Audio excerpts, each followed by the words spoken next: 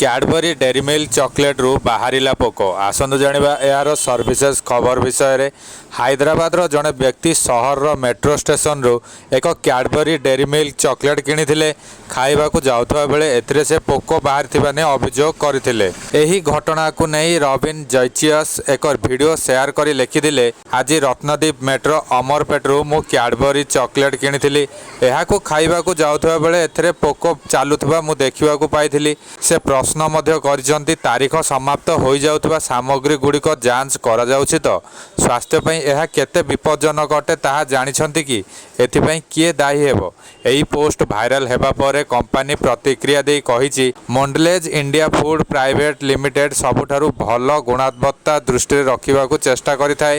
ଆପଣଙ୍କ ସହିତ ଘଟିଥିବା ଏହି ଘଟଣା ପାଇଁ ଆମେ ଦୁଃଖିତ। ଆପଣ ଆମ ସହିତ ଯୋଗାଯୋଗ କରିବାକୁ ଚେଷ୍ଟା କରନ୍ତୁ। ଆମେ ଗ୍ରାହକମାନଙ୍କର ସମସ୍ତ ଅସୁବିଧାର ସମାଧାନ ପାଇଁ ସର୍ବଦା ତତ୍ପର ରହିଛୁ।